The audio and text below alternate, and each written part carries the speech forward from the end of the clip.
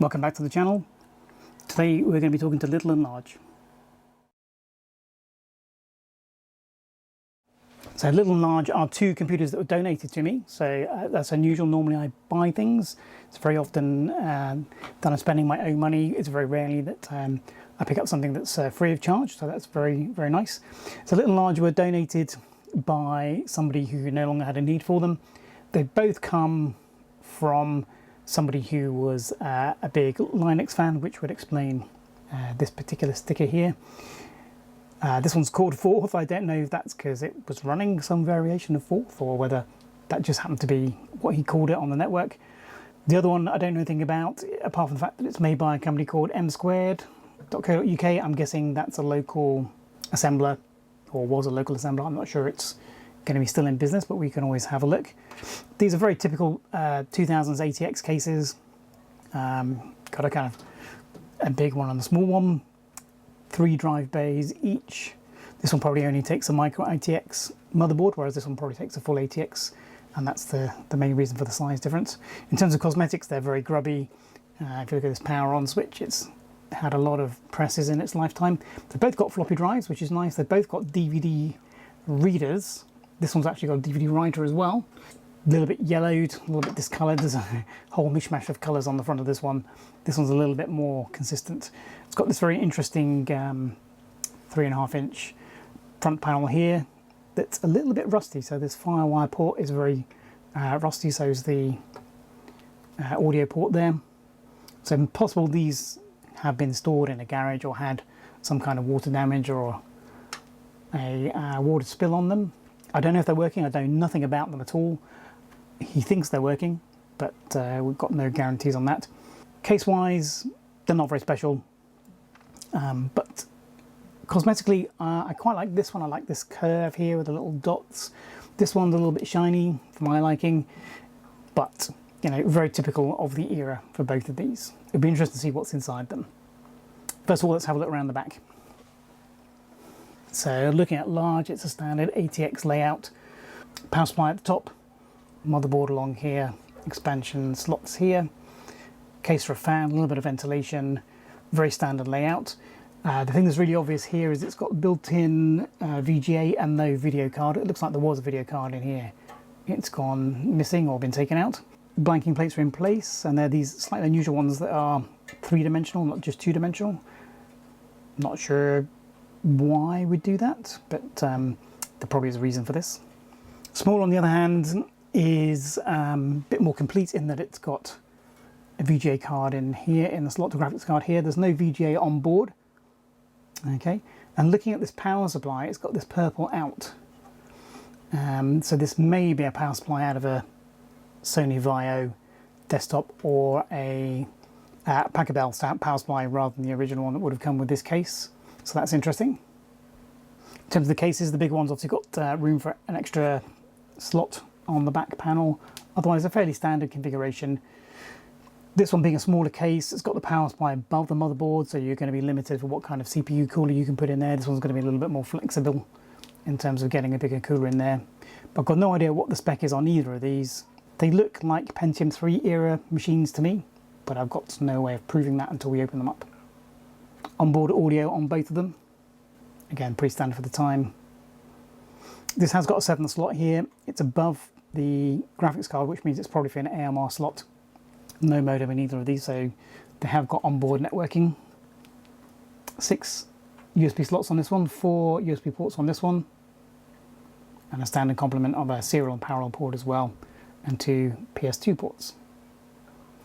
Missing screws, so it's obviously been opened and closed a few times, same on this one. Right, let's open one up and see what's inside. I'm going to open up Little for no particular reason. So these screws aren't the original case screws, which tend to be a little bit bigger. These are the rounded ones that tend to be more likely used on hard drives. And this one's on the wrong side of the case, interestingly. That one's too small to retain anything. And again, this one is one of those screws with a non-slip, non-vibrating proof washer, so that's definitely not to come out the back of this computer. Looks like it's a slide back and lift off kind of design.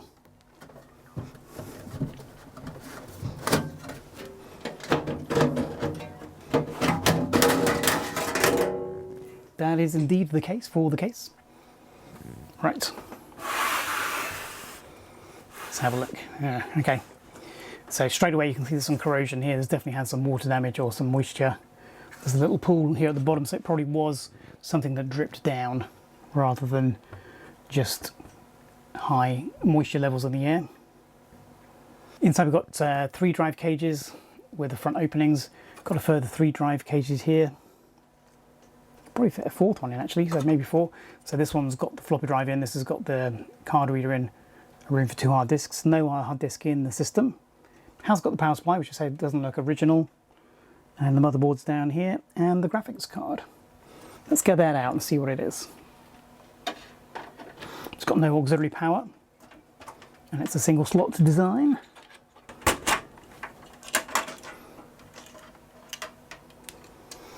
Okay, so it's AGP with 2 slots, no branding on the front. It's got passive cooler as an Inno3D branded card.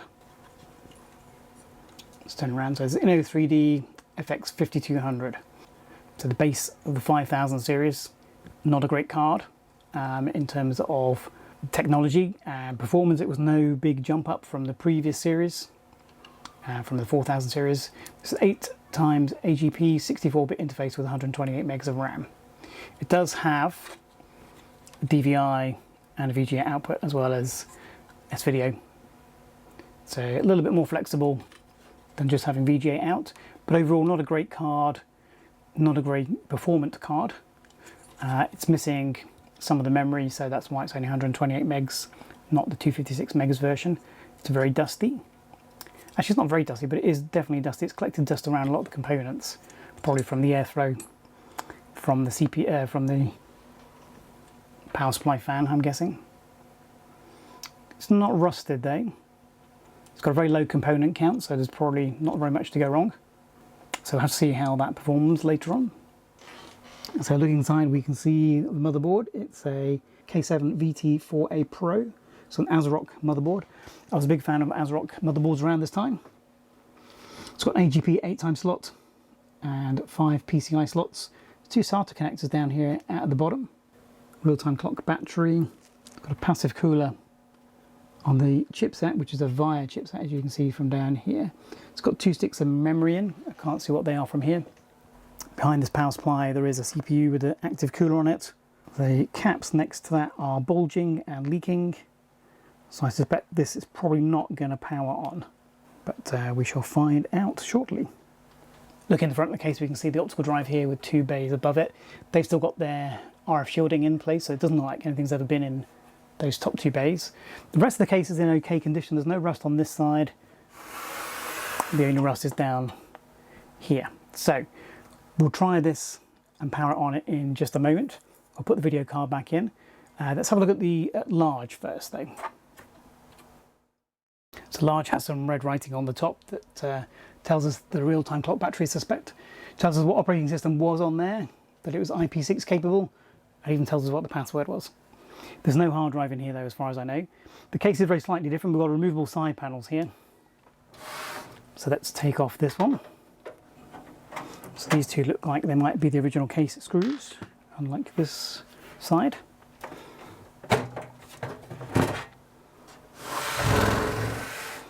And there we go. So, no obvious damage, water damage on this one. There's a little bit of rusting just in the very bottom, but not very much. More dust in this one. Some cable management, looks like that's all original from the manufacturer.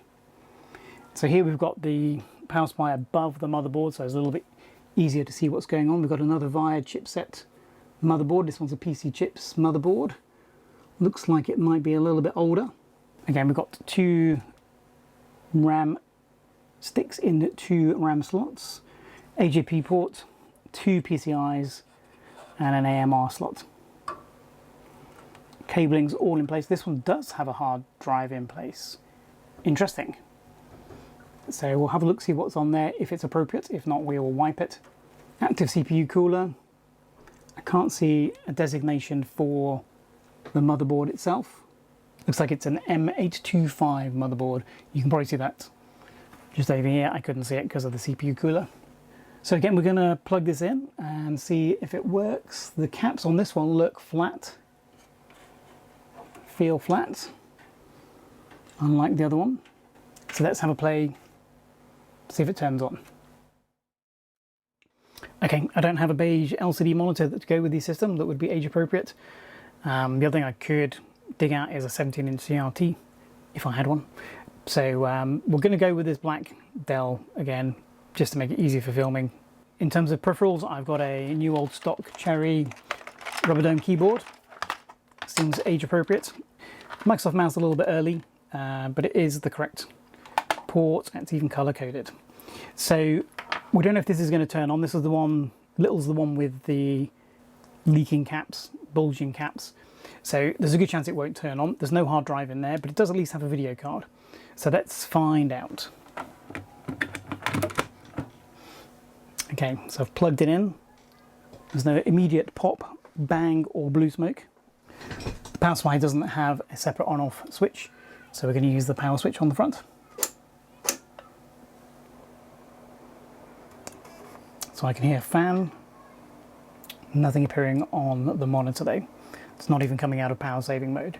So at the moment the monitor can't receive a signal. So either the VGA card is not working, or more likely the motherboard isn't working. The motherboard, by the way, is a K7 VT4A Pro. So that's a ATX size with the VIA KT400A chipset. Supports socket A, so you've got Athlons XPs, Durons and Semprons, up to front side bus 333 megahertz. RAM wise, it does take DDR400, but only if you populate just one of the sockets. If you've got both sockets populated, the maximum speed is 333. Right, okay, I'm going to turn this off. Now I haven't got a keyboard or a mouse plugged in currently, so let's just plug those in to make sure that's not part of the problem. It's obviously got a very old CMOS battery in as well. It's very likely that is dead, and that may also need changing before we can get it to boot, but it seems unlikely. It's more likely to be those capacitors. Okay, we've got more life this time. Optical drive. We now have something on the screen. So there's a bit of a whine coming out of the computer. It's not coming out the speaker. It's coming out the computer itself, which is probably those caps. So it's gone through the RAM check.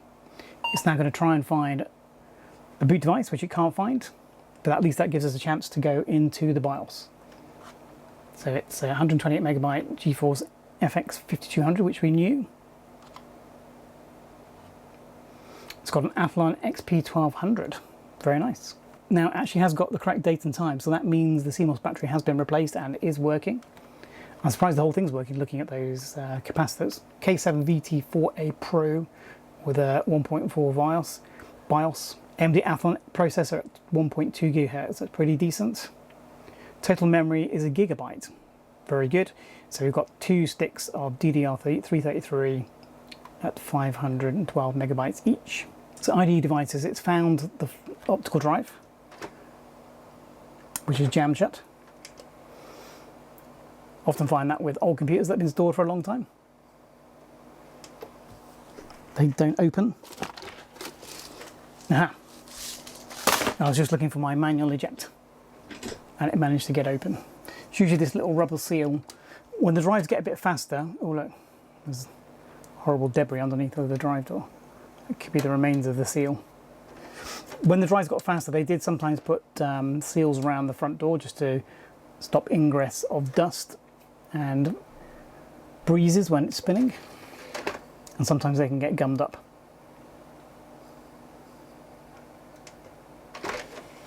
Okay, tray's now working. So it's recognised it in the BIOS that there is an IDE DVD-ROM drive in there. Obviously there's no hard drive. Let's have a quick look at the hardware monitor. So CPU temperature is 35 degrees, motherboard is 27 degrees. In context, it's about 24 degrees today here in the UK, surprisingly warm. Fan speed's 2600 RPM. It's actually pretty quiet considering how old it is. The voltage coming out of the power supply appears to be pretty reasonable. So that's good. I can't smell any burning as well, which is always welcome. So it looks like it's got a SATA RAID ability. So it's got 2 SATA ports, so it may be that you can mirror those. So RAID 1 or RAID 0 probably the most likely options. We know it works. We know Little works. We don't know whether the floppy drive works. We don't know if the optical drive works either. We can find something to put in there to boot. And we need to find it a nice hard drive. But for now, let's move on to large. So large has been assembled. There is a separate power switch on this power supply, so it's plugged in but not switched on yet. As I said, the motherboard itself looks pretty decent. No caps look like they're leaking. The irony of large is that it's the one with the Micro ATX motherboard in. There's plenty of space in there. We could swap the motherboards over potentially, and that might be a better use of the space. But let's turn it on to find out. This one has got a hard drive in. It's telling us, the writing on the top is telling us that the real-time clock may not be working. Power supply's gone on, no blue smoke, no pops. Power button's pressed. I can hear, there we go. So I can hear hard drives spinning up. I can hear CPU fan spinning up. Okay, and CMOS settings wrong, so this definitely got a flat CMOS battery. Pro 2500 Plus. Not quite sure what that's referring to, so that's interesting. We're going to enter the setup and have a little look. So this PC Chips motherboard has at least 8 different revisions according to the Retro Web. This is a revision 7 board. It's another VIA chipset. It's a KM266, so it's 200 and 266 megahertz front side buses. So it is a previous generation to the other motherboard we were looking at. It does support Athlons, Athlon XPs and Durons though. And it also has onboard VGA, which is what you're looking at the moment, which is a Pro Savage 8. So on a couple of videos ago, we were looking at the Verge DX in a Dell, and this is a couple of generations on from that, so performance is better, but still not stellar. So let's enter the setup and find out what we can do. So we want to run setup, going to press F1.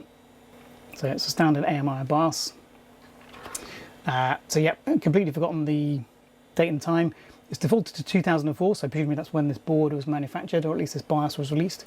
Can't detect any of the hard drives, even though there is one in there and I can hear it spinning. Has detected the floppy. It has at least put IDE 0 as the first boot device, so that should work. So we're going to load the optimal settings, so it can auto-detect things. CPU plug and play setup. CPU type Pro 2500 Plus. So I'm not sure where this is coming from. It's not a processor I'm familiar with. I'm guessing it's probably a mistake. Let's have a little look at the voltages. So the 3.3 volt rail looks like it's a bit low. 5 volts is fine, 12 volts is fine. There's no system fan. CPU's fan is running at 2300 RPM, and again it's pretty quiet, and the temperatures are very similar to the other motherboard. Now it hasn't found the hard drive. If I press auto, yeah, so when I pressed auto, it's changed this to user and give it a 4.3 megabyte. So it is recognizing the hard drive. So let's save that, exit, and reboot.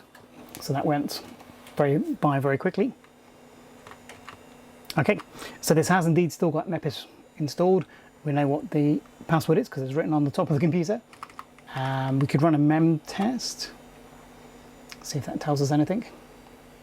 So this is reporting it as an AMD Duron at 1.6 gigahertz. So that seems more realistic. It tells us what the chipset is, which we knew already. It's got 992 megabytes of RAM. It's actually got more than that, but some of that must be taken up by the VGA card. So 32 megs dedicated to the VGA on board. So I'm not going to run through all of this, but this little bit of information has helped us. Let's reboot. So having never used Mepis, I don't know how it is, but I'm pretty familiar with other distributions of Linux. Hard drive sounds fine, doesn't sound like it's on its last legs, which is good. There's room for 2 physical hard drives and the floppy drive, and then there's the 3 drive bays for optical drives. Let's see if this one opens and closes. It does.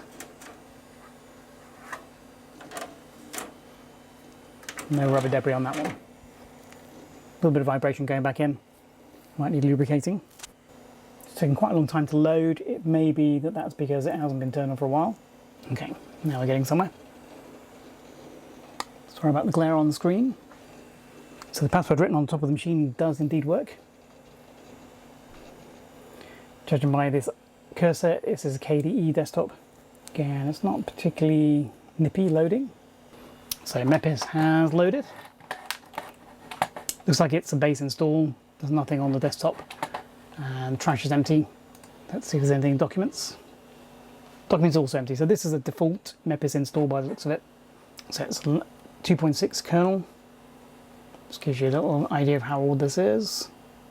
Hard drives are Fujitsu MPC 3043AT, Ultra DMA 33, and it's recognised the optical drive, which is the Pioneer DVD read-write DVR-110D version 1.1. It's actually Ultra DMA 66 capable, but because it's only got a 40 wire cable on it, it's been restricted to 33. So it's a KM266 chipset. It's got a VIA VT8233 audio controller. It's got a VIA RINE 2 Ethernet port, and it's got an S3 VT8375, which is a ProSavage 8, as we said. So we're not connected to the internet. Version 3.5.6, 2009. So that's probably when this was reinstalled, in 2009. There's several different BIOS versions available for this motherboard. The latest was 2004. So this motherboard's probably from 2002, 2003. The motherboard manual is copyrighted 2003. USB is USB 2 on both of these motherboards. So let's turn large off. So we need to get this computer running. The Athlon processor that's in this computer is not particularly high end. So we're going to put some kind of medium spec components in, which would be appropriate for something that's around 2003, 2004. First thing we're going to do is get rid of this FX 5200, replace it with a Radeon 9600 Pro.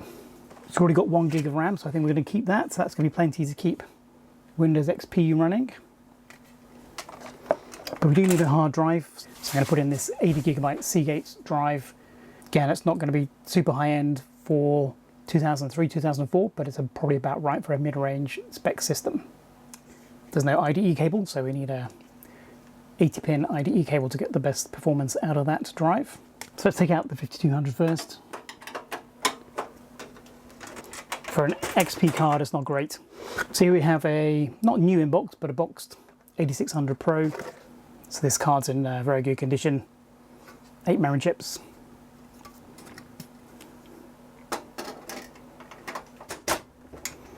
There we go.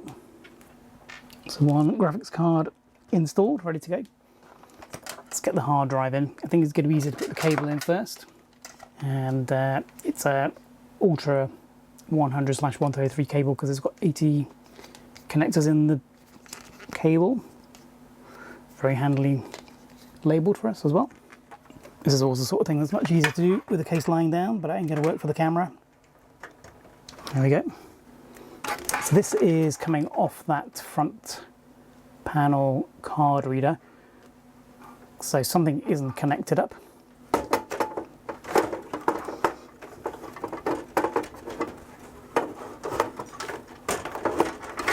So this was one of the first chipsets to have SATA available. Not the first, but one of the first. I'm not going to put a SATA hard drive in there because Windows XP is not great at installing to and booting from SATA drives, at least not the original version. I'm only going to put 2 screws in here just to keep it in place. This is just to see how much we can get this working. I've just noticed this motherboard screw, it's quite loose. So I'm just going to tighten that up while I'm there. All the others seem fine.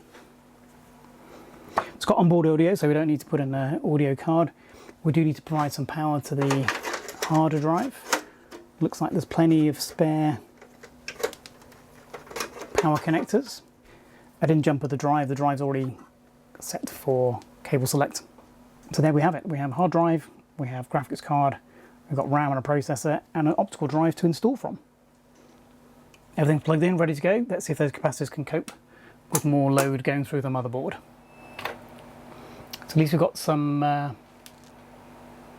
video out of the new video card, so that's good. So I don't know what's on that hard drive. There's definitely a whine coming from the motherboard when it goes to that memory jack. It's detected the hard drive. No boot record on IDE 0. Okay, fine, so it's completely wiped. Let's put in Windows XP optical drive. See if we can boot from that. So the optical drive seems to be working because we're getting the startup of the setup. Optical drive has spun down. Something is not quite right. Now it is only an Athlon 1.2 gigahertz, so that's a pretty low spec Athlon, but we should be getting something by now. So it could be a RAM problem, it could be those capacitors. Yeah, there's not a lot going on.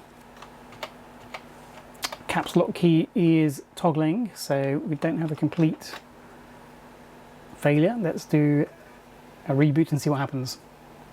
Definitely something is not happy. So at the moment it's not clear whether it's a computer problem, an optical drive problem, or a hard disk problem. One thing that might be throwing it off is if the hard drive has got a GPT partition table. Can that confuse the Windows XP install? Not entirely sure.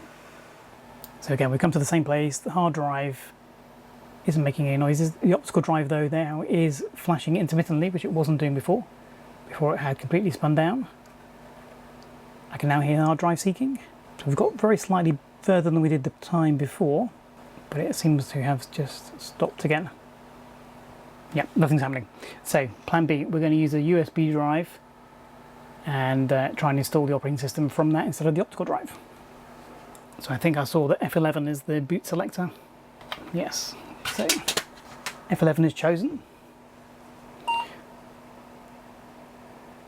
So it's offering us the USB flash drive, but it says boot error. Now I know this is a good working USB drive. I think the motherboard is fried. So I had no luck installing off this USB or the optical drive. This is a multi-boot created with Yumi, so we're going to try just a plain USB stick created with Rufus. See if that is any better. So I've gone for the boot menu again, pressing F11. Let's recognise the flash drive. So those, it's recognise the flash drive, but it's got a space between the S and the H. I think probably those caps are just causing this motherboard to be faulty. A disk read error occurred, press Ctrl Alt Delete to restore, yeah. So I think this motherboard unfortunately has had it, which is a shame because it would have been fun to try and get this working. The case obviously still usable. It may be possible to recover the motherboard by changing those caps. We could put another motherboard in there. As you probably saw from my tiny computers renovation video, I have got some Socket 370 motherboards around. I'll put a link up here. That seems a little bit of a cheat. If this was an Athlon machine to start with, I think we should stick with the AMD theme. But it's potentially an option. Anyway, I think we're going to have to call the video here. We definitely can't get Windows XP to install on this particular machine. We know that the other machines got Mepis on already. It's been fun to have a look at these two completely unknown machines. The capacitor play strikes yet again. It'd be nice to get this working. It's a nice little case. The other one's really good as well. It's fun to have a play around with these things that you don't know what they are. Sometimes you win, sometimes you lose. In this case we've lost, but only because the motherboard's a bit flaky. Everything else seems to be working fine. So, don't forget to like and subscribe if you enjoyed the video. There'll be plenty more coming.